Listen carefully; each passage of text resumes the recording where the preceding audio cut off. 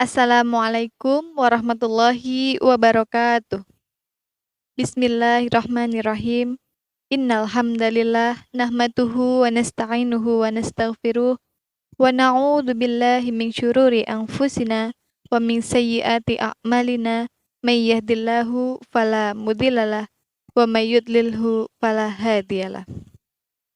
Asyhadu an la ilaha illallah wahdahu la syarikalah wa asyhadu anna Muhammadan abduhu wa rasuluh la nabiyya ba'da. Yang terhormat pimpinan Muhammadiyah baik dari ranting, cabang maupun daerah, yang saya hormati Ibu Kepala SD Muhammadiyah Menoreh beserta Dewan Guru, Bapak Ibu Wali Murid SD Muhammadiyah Menoreh yang saya hormati, tak lupa kepada anak-anakku dari kelas 1 hingga kelas 6 yang Bu Guru sayangi. Pertama, marilah kita panjatkan puji syukur atas kehadirat Allah Subhanahu wa Ta'ala yang telah melimpahkan rahmat, taufik, hidayah, serta inayahnya kepada kita semua, sehingga pada pagi hari ini kita dapat bersua melalui channel SD Muhammadiyah Menoreh. Salawat serta salam senantiasa tercurah kepada junjungan kita Nabi Agung Muhammad Sallallahu Alaihi Wasallam, yang mana beliaulah yang menjadi suri tauladan bagi kita semua. Anak-anakku, di sini Bu Guru akan menyampaikan sedikit tentang bahaya iri hati.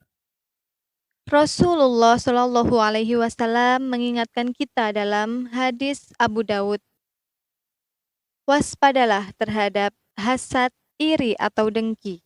Sesungguhnya hasad dapat mengikis pahala kita sebagaimana api yang memakan kayu. Hasad, iri atau dengki adalah senang melihat orang lain susah dan susah melihat orang lain senang.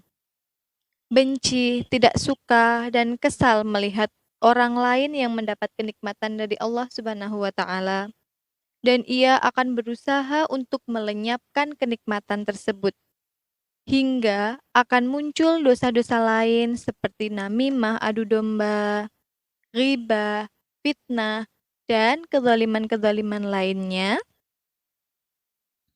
karena ia tidak suka dengan kenikmatan yang Allah berikan kepada orang lain.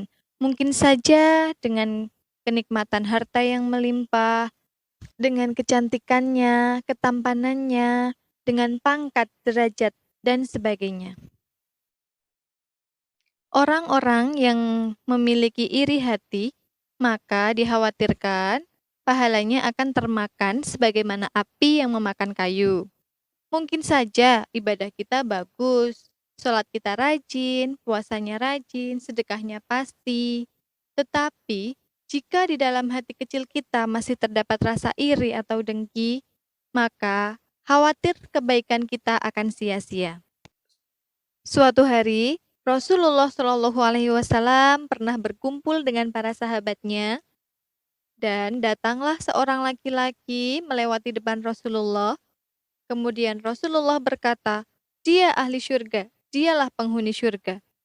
Lantas, Abdullah bin Amru bin Ash merasa penasaran. Siapa laki-laki tersebut? Bagaimana ibadahnya? Mengapa Rasulullah bisa mengatakan bahwa dia ahli syurga?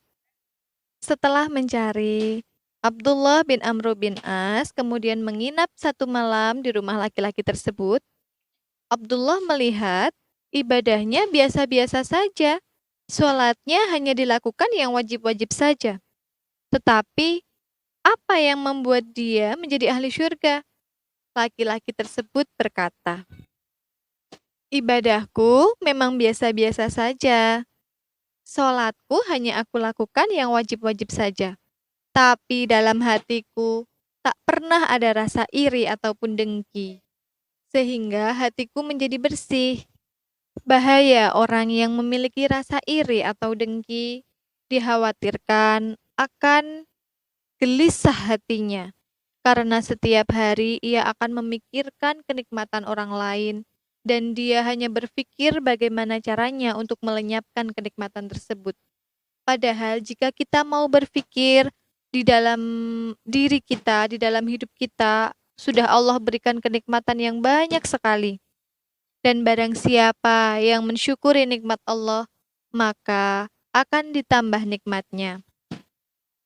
Jenis orang seperti ini dikhawatirkan akan menentang takdir Allah bahwa rizki tidak akan pernah tertukar.